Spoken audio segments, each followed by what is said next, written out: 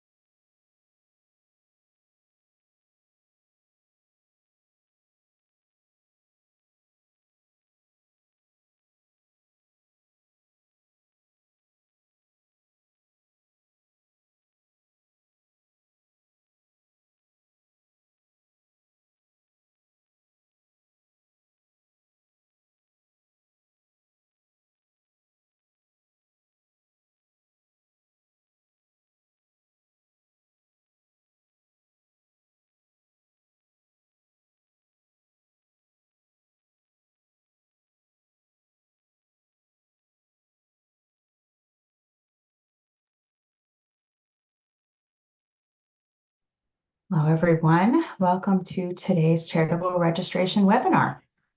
The presentation should be up on your screen. If you're having trouble seeing the presentation, please click the link in the email that you received, as you may have to refresh the window a few times. We'll have some time at the end to do a little bit of Q&A, starting with the questions that were submitted during the registration process. Additionally, we will send you a link to the recording of today's webinar after we conclude today. Please feel free to share that link with anyone within your organization. All right, let's go ahead and get started here. My name is Taylor Gorel, and I am a team lead and senior registration specialist. I work with nonprofits nationwide to keep them compliant with state charitable solicitation registration and reporting requirements, and I have worked for many years in the nonprofit sector. Labyrinth and Harbor Compliance support nonprofits by providing comprehensive compliance solutions, including nationwide charitable registration and reporting. On your screen, you'll see a few of the many wonderful nonprofit organizations that we have helped keep compliant. Let's begin by looking at the topics we will cover in today's webinar.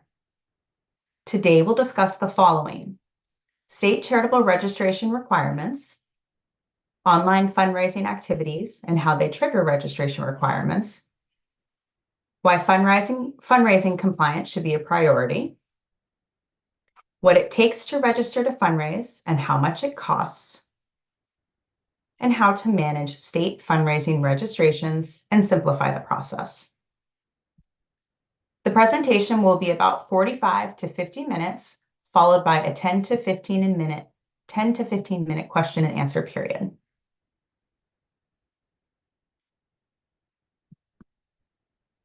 Let's start by reviewing a few terms to ensure that we are using shared language. At its simplest, compliance means respect and adherence to rules.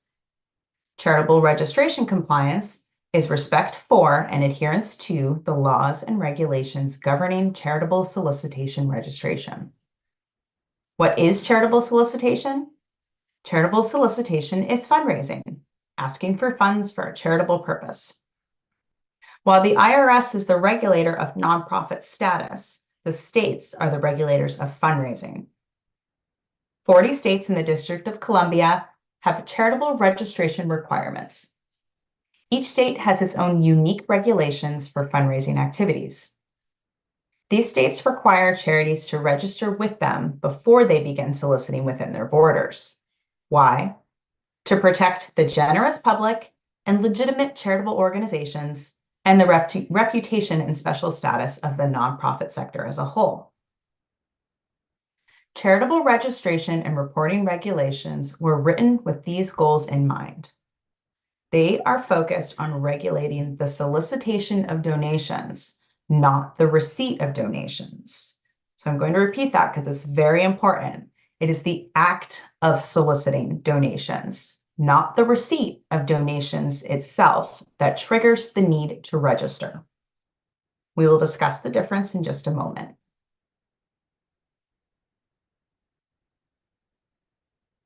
This map shows the states that require charitable registration.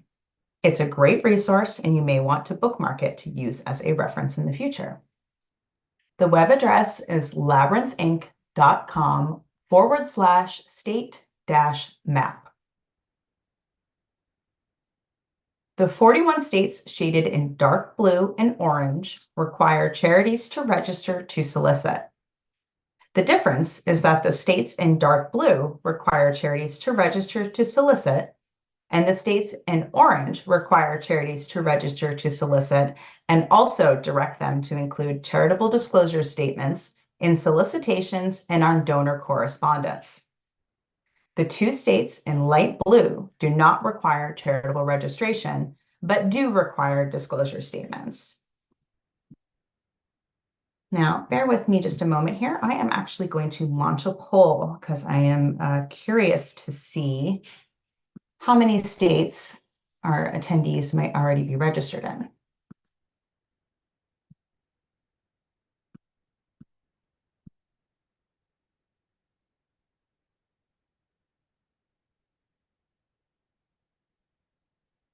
Okay, you should see the poll launch for you. Please take a couple minutes to answer the question and see what trends we have on this call.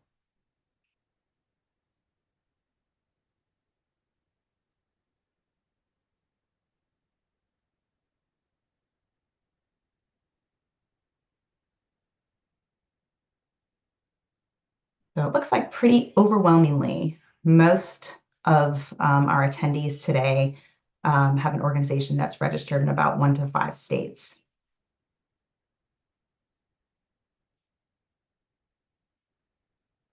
Okay, I think that looks like everyone has answered. Go ahead and share those results. And yeah, about 47% of you registered in 1 to 5 states already.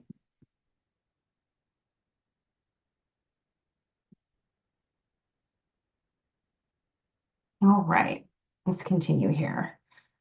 So we will discuss charitable disclosure statements a little later on in the presentation, but first I want to jump into charitable registration. Many nonprofits wonder whether charitable registration and reporting requirements apply to their organization, and if so, in what states? Chances are a charity that fundraises must register and report in at least a few states. Why? Because as we just learned, the registration requirements are based on the act of soliciting, regardless of whether or not donations are actually received in response. Let's discuss regulated solicitation in detail. As we learned earlier, solicitation is simply fundraising, the act of asking for donations, and it can take many forms. The most common traditional solicitation methods are mailing letters, placing phone calls to prospective donors, and holding fundraising events. Some other solicitation methods regulated by states include applying for grants, collecting membership dues, and collecting donations through a charity's website. Today, most organizations have pivoted from in-person events and solicitation methods to virtual and hybrid events. While this allows for greater reach and continued operations, nonprofits should be aware that these activities may trigger additional fundraising registration obligations. Additional methods of solicitation, such as using fundraising counsel or professional fundraisers, and partnering in cause marketing campaigns, also known as commercial co-ventures or CCVs, also trigger fundraising registration and reporting requirements in many states. For-profit entities and professionals that assist charities with fundraising often need to register with the states and follow up with reports as well. Many charities solicit using several of these fundraising methods, any one of which may trigger state registration requirements. And many organizations solicit in more than just one state, using any combination of methods. To know where your nonprofit is required to register, you must closely examine your organization's solicitation activities in each of the 41 states with requirements. If you're soliciting in any of these states, you may be required to register in one or more states. Now let's talk about another type of fundraising regulated by states that often requires charitable registration obligations. We are frequently asked about compliance for online fundraising. Now, most charities fundraise online. Many charities accept donations on their website using a Donate Now button. Also, nonprofits commonly make solicitations by email, often asking for donations in their email newsletters. Social media is another common form of online solicitation. So are text to donate and text to give. These solicitation methods allow charities to broaden their circle of supporters and solicit residents of every state at the click of a button. This nationwide access to supporters raises questions about how nonprofits who fundraise online must comply with state charitable registration requirements. 8 states have laws governing online fundraising. Most of the remaining regulating states' fundraising laws were written before the advent of the internet. As more nonprofits began to fundraise online, there was an increased need for clarity and consistency from state agencies. So in 2001, to make things more straightforward, the National Association of State Charity Officials, or NASCO, met in Charleston, South Carolina to develop guidelines for when an organization would need to register. The resulting guidelines are known as the Charleston Principles. The Charleston Principles suggest that if a charity has a donate button on its website, it should be required to register in a given state if it sends targeted emails to the residents of that state or receives ongoing, repeated, or substantial donations from that state. Unfortunately, the Charleston Principles do not define ongoing, repeated, and substantial donations. The Charleston Principles were also not codified into law in all states. So, while they provide a framework for online fundraising compliance, they do not determine where nonprofits must register. Fundraising online is generally considered soliciting nationwide because Donate Now sections on charity websites, emails to newsletter subscribers, and online asks are all solicitations that can potentially reach prospective donors in every state. When nonprofits receive out-of-state donations from online solicitations and follow up with those out-of-state donors to ask for additional donations, whether by email, letter, phone, or any other method, the nonprofits are furthering their charitable solicitation activities in the state where the donors are located. Many organizations ask us how to handle unsolicited donations and whether receipt of an unsolicited donation triggers registration requirements. While it is possible for a nonprofit to receive an unsolicited gift and never follow up with the donor, the situation is quite unlikely.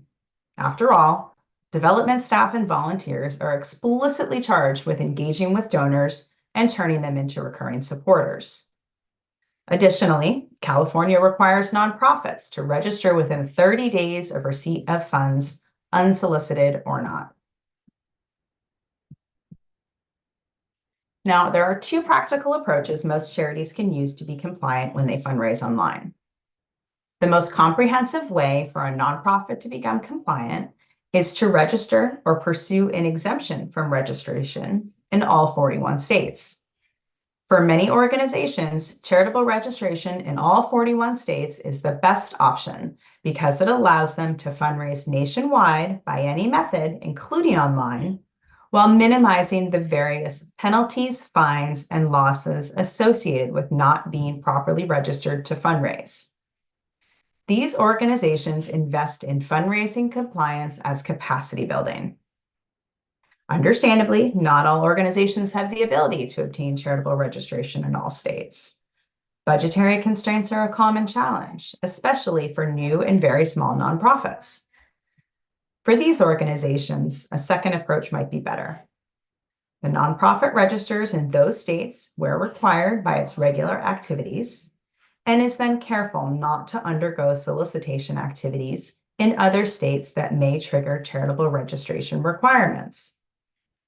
These organizations should consider placing specific language in their website and solicitation materials, excluding certain states from those where they can accept donations.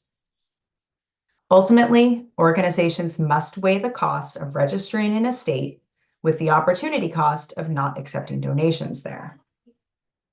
We encourage nonprofits to register where they should and not risk trying to evade state charity authorities.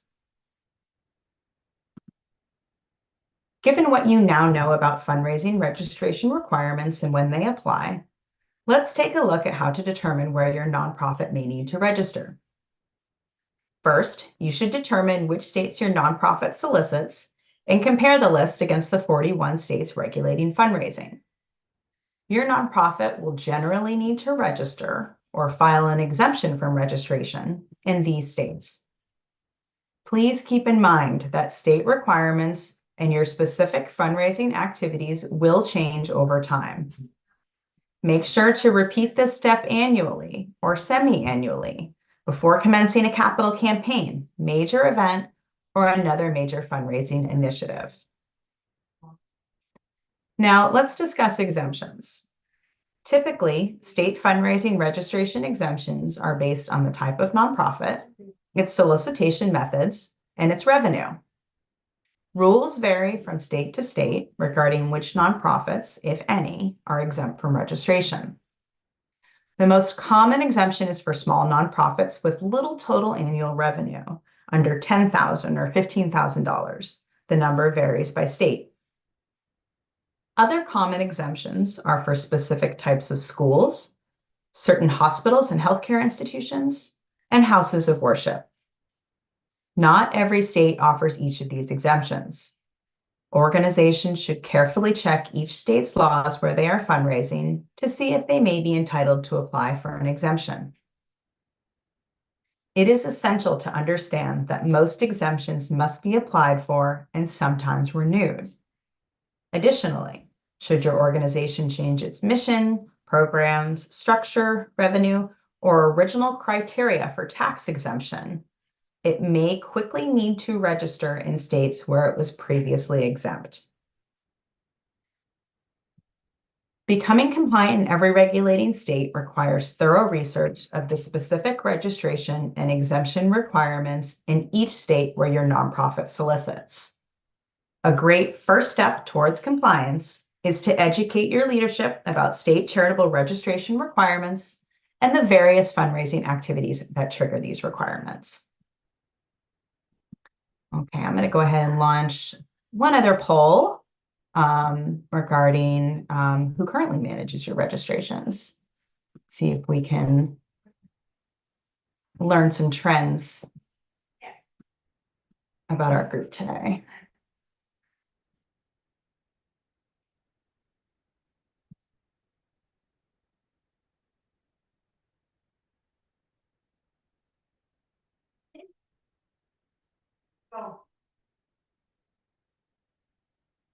It looks like as our results are coming in, the majority of participants today have an in-house employee that manages your registrations. I think almost everybody has answered here.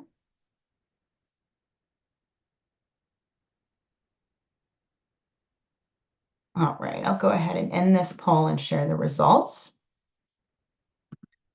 And yeah, in-house employee manages registrations for many of our participants currently. Looks like another 25% aren't quite sure. Other people have attorneys or accountants or a third party, which is pretty common as well. All right, I'll go ahead and stop sharing that. All right, let's move on to why compliance should be a priority. So likely your organization will need to register in at least a few states and potentially will need to register in all 41 states, which is a significant undertaking. While charitable registration requirements have existed for many years, states are becoming more strict with enforcing charitable solicitation regulations. Why? States have done this to protect donors in their state and the reputation of legitimate charities and the nonprofit sector as a whole. Your organization can avoid the risks of noncompliance by taking steps now to become appropriately registered to fundraise in all states requiring registration, even if your nonprofit has been out of compliance in a state for some time. This proactive approach generally avoids penalties, investigations, or further scrutiny from authorities. Here is a quote by the former Pennsylvania director of the Bureau of Charitable Organizations during a speech to a group of nonprofits. Quote, "If you were coming in voluntarily, even if you had been violating the law for 10 or 15 years, you always got a pass. The bottom line is you want to try to register voluntarily." End quote. States want to encourage legitimate nonprofits to register to fundraise as required and maintain their fundraising compliance. States do not wish to chastise charities for trying to do the right thing, even if they are a bit late in registering. In our experience, states are more likely to resolve a missed registration through informal resolutions or settlements than through fines, penalties, or litigation. Charities, of course, must be compliant in every state they fundraise. Organizations that raise funds in every state must generally register in all 41 states with requirements. That may represent a substantial investment of time and effort, but the upside is tremendous.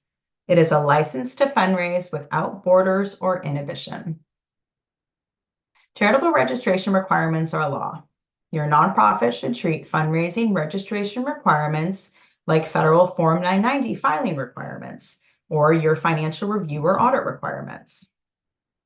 Registering for charitable solicitation and renewing those registrations should be included on your nonprofit's list of annual priorities, and registration costs should be budgeted line items.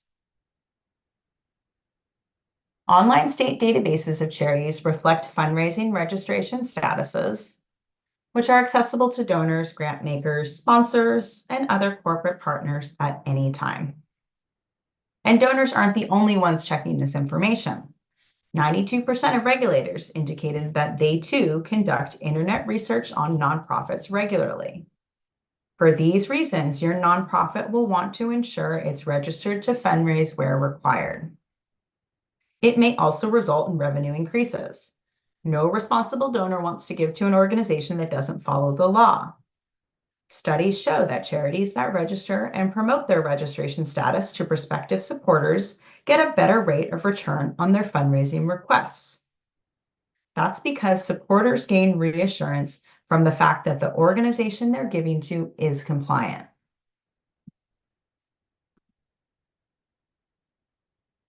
Maintaining legal compliance is not only the law, it is also a best practice for nonprofits and a significant area of the Nonprofit Standards for Excellence Code of Ethics and Accountability. Fundraising and licensing compliance are essential to running a lawful and responsible organization and protecting the nonprofit sector's reputation and special status. The first step toward achieving compliance is sharing what you've learned today with your executive leadership and board of directors. Your organization's leadership wants to protect your nonprofit's reputation and future success. We often find that many board members are not fully aware of state fundraising registration requirements, the risks of non-compliance with these requirements, or the benefits of investing in compliance. Now that you understand these details, take the initiative to start the conversation within your organization. Encourage everyone within your organization to educate themselves on the topic and advocate for your organization's prioritization of compliance. Now let's discuss what it takes to register to fundraise and what it costs to register. The specifics in each state are very different, of course, but on the whole, you can think of getting registered in 4 phases: research, apply, monitor, and renew. Let's discuss research. It's essential to research your nonprofit's current state fundraising registration status before filing anything. You need to determine whether your organization is not registered with the state, is in compliance, or is in bad standing due to a past registration that was not appropriately maintained. To register, your organization will need to complete an application, pay a state fee, usually based on annually reported revenue from Form 990, and submit supplemental documents, typically your most recent Form 990, your financial statements or audit, formation documents, and your IRS nonprofit determination letter. Some states have corporate registration prerequisites that must be completed before you can register to fundraise. For example, in several states, your organization may have to foreign qualify with the Secretary of State as an out-of-state nonprofit corporation. In a number of states, you may also need to appoint a registered agent. The registered agent must be located within the jurisdiction and is responsible for receiving service of process and other legal documents on behalf of the organization. Understanding and completing these prerequisites before submitting your registration will help you to avoid rejected applications. Once you've researched each state's requirements, it's time to apply. In each state where your organization seeks to register, you must accurately complete an individual application and compile copies of that state's required documents. Registration applications will be required to be filed through an online portal or by email, depending on each state's requirements. Some states still require paper applications as well. While there is an element of convenience to reporting online, it can dramatically increase the time you must spend learning to navigate multiple state websites and enter data into them. Some of you may have heard of the Unified Registration Statement, or the URS. This document was created to streamline the application process in all states.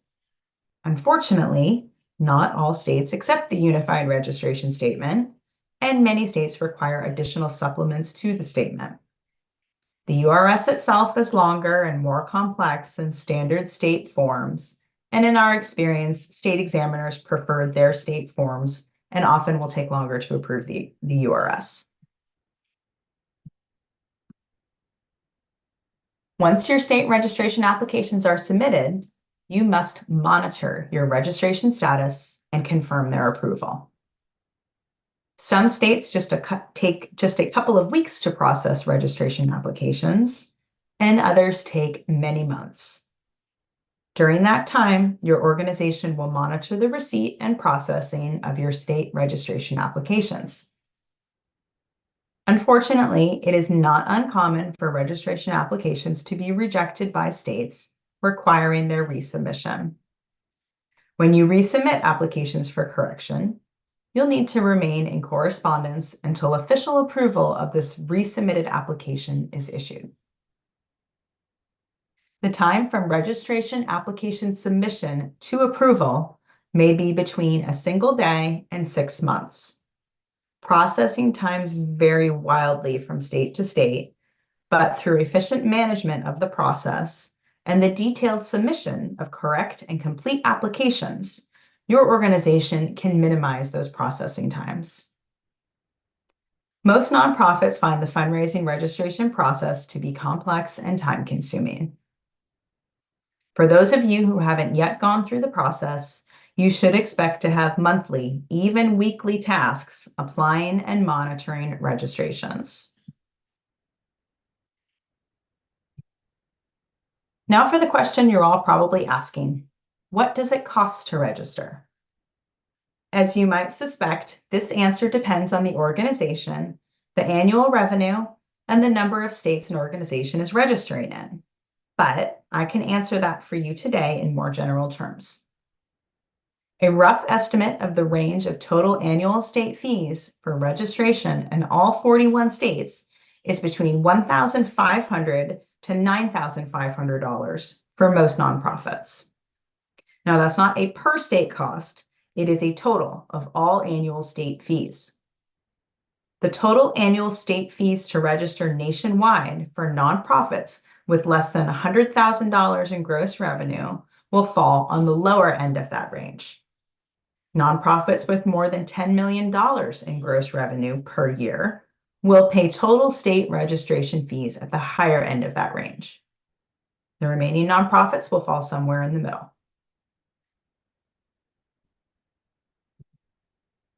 The charitable registration process does not end with registration approval. States require registrations to be renewed. Most states have annual renewal periods for fundraising registration, although 2 states, DC and Georgia, renew biennially or every other year. Tracking all of your organization's registration renewal dates and ensuring the renewals are filed on time is critical.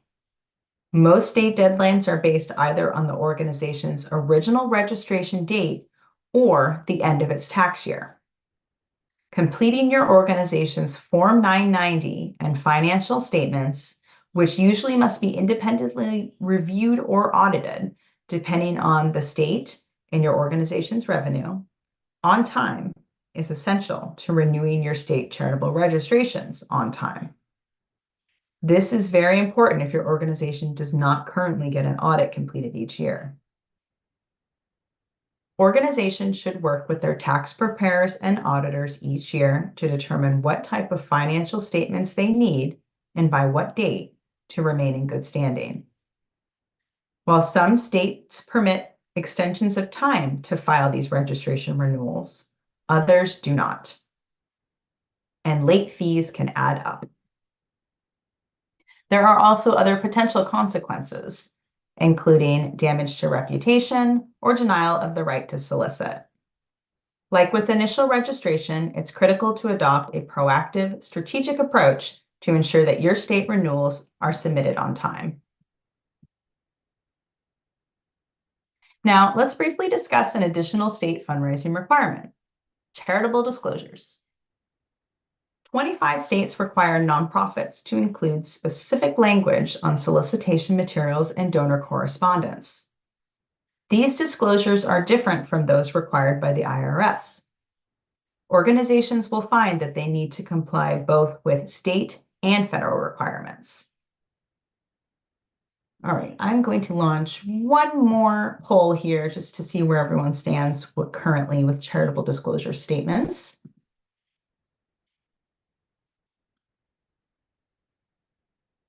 It's okay if you're unfamiliar. Many nonprofits are.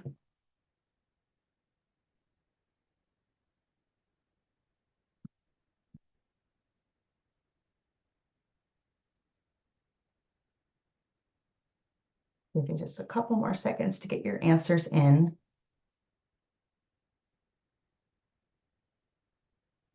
And yeah, it looks like for the most part, many people aren't really sure about who currently manages their charitable disclosure statements.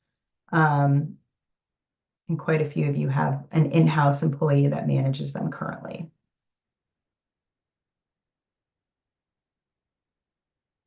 Okay, I think most everyone has gotten their answers in. Go ahead and end the poll and share the results.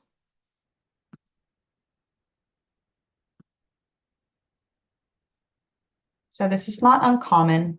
A lot of nonprofits actually aren't really aware of charitable disclosure statements until they come to work with us. I'll go ahead and give you a little more information on charitable disclosures.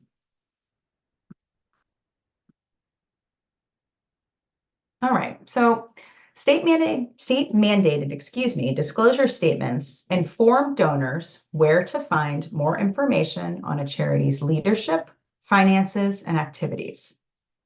State disclosure statements are generally required to be included in all solicitations and on donor correspondence to residents of that state, and typically include appeal letters, email asks, website donation pages, pledge reminders, and also on donor receipt letters. State disclosure statement requirements frequently change, and your organization must stay current on each state's current requirements and revise your solicitations and donor correspondence to comply. Although this may be burdensome, regulators often review a nonprofit's website when reviewing their charitable solicitation registrations and renewals. Studies have shown that donors respond more favorably to nonprofit solicitations with disclosure statements. Disclosure statements demonstrate an organization's legitimacy, transparency, and adherence to good governance practices. So make sure to include disclosures because they are required by law and because they boost trust in giving.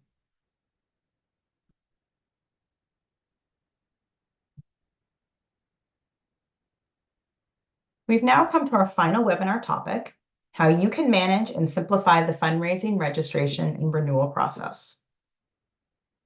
Just as with initial registrations, renewals require the preparation of state applications, determination of the appropriate fees, and compiling all required supporting documents.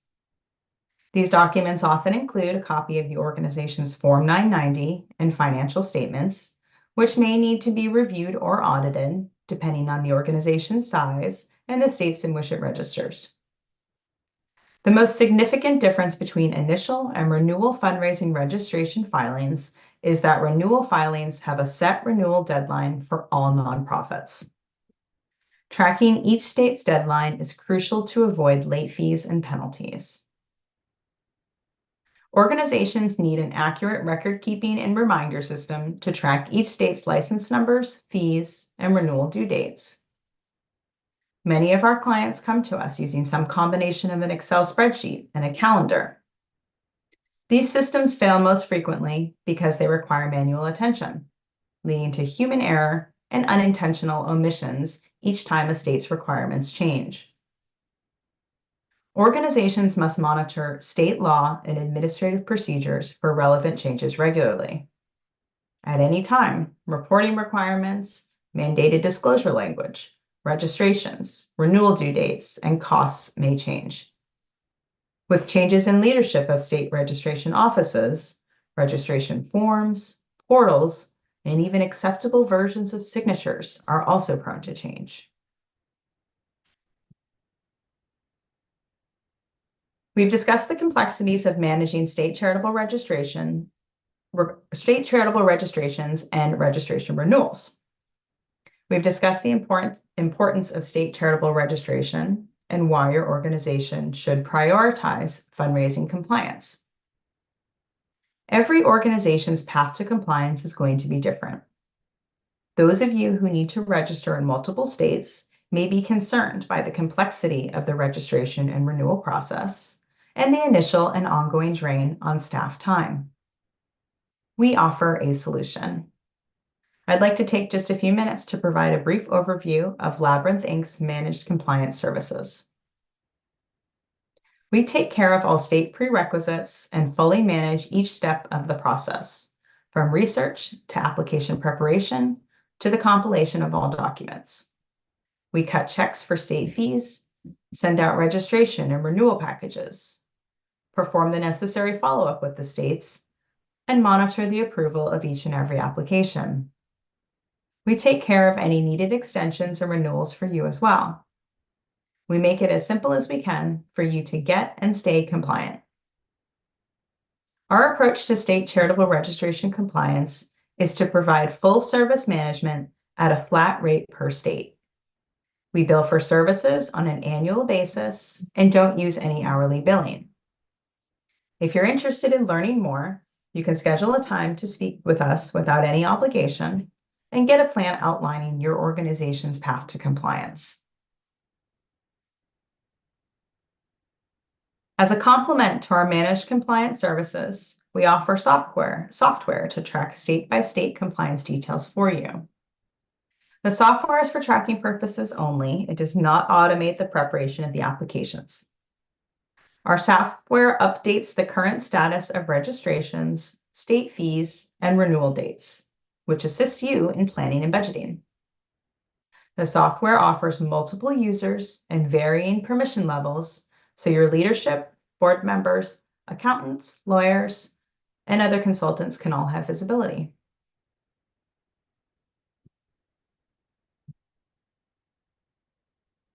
Our new disclosure tool makes it easy to maintain charitable disclosures.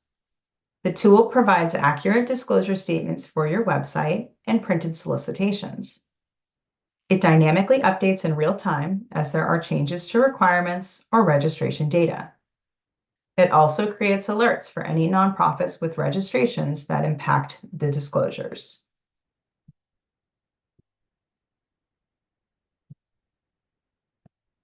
We offer referral and affiliate partnership opportunities. For the accountants and attorneys who are with us today, our nationwide registered agent network allows us to help you wherever your clients are located and enables you to manage both your for-profit and nonprofit clients. We offer industry and occupational licensing across all sectors, including the nonprofit sector. We also routinely partner with firms and organizations to create co-branded educational content that benefits your clients and the industry. You can view our curated collection of educational resources on both the labyrinthinc.com resource page and the Harbor Compliance Information Center. Please contact us for more information on our partnership program. And please feel free to contact us with any of your compliance questions. Be happy to schedule a pathway call with any of you. All right. Now I'm going to take a few minutes to go through some questions and answers, started with the most frequently asked questions that are likely to apply to many of you on the call today. First question is, in addition to states' charitable registration requirements, must organizations also have to complete corporate registration as a foreign or out-of-state organization before fundraising? And the answer is yes. Corporate registration, also known as foreign qualification, and charitable registration are two different state requirements. Charitable registration allows a charity to solicit contributions legally in a state, while corporate filings, such as with the Secretary of State or a foreign qualification registration, instead are required for nonprofits to do business in a state, such as hiring employees, buying or leasing property or offices in a state, or offering services or selling products in a state. The next question is, have any nonprofits been prosecuted for non-registration of solicitation? Generally, charity regulators will send letters first. They'll send an unregistered nonprofit who is soliciting in their state a cease and desist letter, requesting that they stop fundraising and get registered as soon as possible. Charities that persist in soliciting without registering have been fined. We've seen some prosecuted, and we've even seen some charities that have had their right to solicit revoked entirely in that state. The next question is there a reprieve for ignorance of state charitable compliance regulations? No, unfortunately not, but states generally do not impose fines and penalties on nonprofits that are coming forward proactively and letting the state know that they should be registered and now want to get caught up with their registrations and get into good standing in the state. The next question is, if we only fundraise online and through social media, do we need to be registered in every state? Generally, organizations who fundraise online and through social media must register or seek exemption in each state that regulates fundraising. So if you're not restricting where you're accepting donations from on a state basis, it's generally a best practice that you are registered in all 41 states that regulate fundraising. The next question is, do you offer help with starting up a 501c3 nonprofit? Yes, we do offer nonprofit formation services. You'll want to reach out and schedule a call with us to learn more. Next question is, does requesting paid corporate sponsorships or partnerships count as solicitation? Does applying for and receiving funds from philanthropic foundations count as solicitation? Yes, requesting corporate partnerships and applying for funds from foundations are both they are solicitation, and they are considered regulated by states that require charity registration. One note is that grants from state and federal governments are excluded from that requirement. But if you are requesting donations via grants to corporate entities or foundations, that is considered solicitation.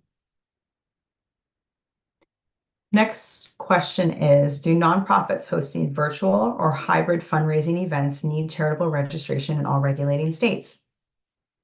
The answer is solicitation at events, whether in person, virtual, or hybrid, are still considered solicitation.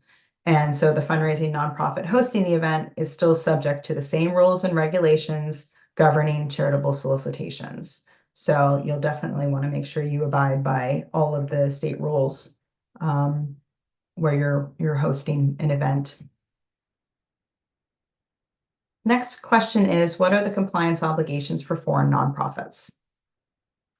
So foreign nonprofits can only fundraise in a state through a US-based nonprofit that is registered to solicit donations in the state. So typically the foreign nonprofit will form a US-based, so a US incorporated Friends of nonprofit. And then the Friends of nonprofit will seek IRS tax exemption. Once they receive their determination letter, then they can register to solicit in all of the states where they're seeking to raise donations. And so through the Friends of organization raising funds, then donations can be granted back to that foreign nonprofit. Okay. And let me see. We'll take time for this one last question here. Can a US nonprofit legally fundraise in foreign countries?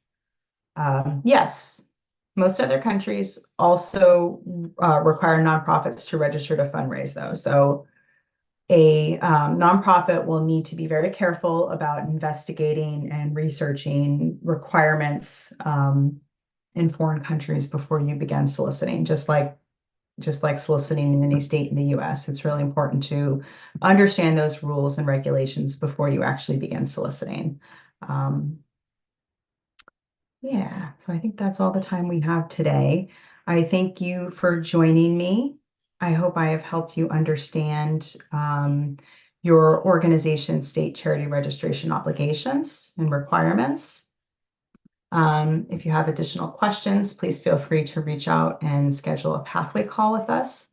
We'd be happy to discuss your organization's specific obligations. This concludes today's webinar. Thank you so much for attending. I hope that you have learned quite a lot. Thank you.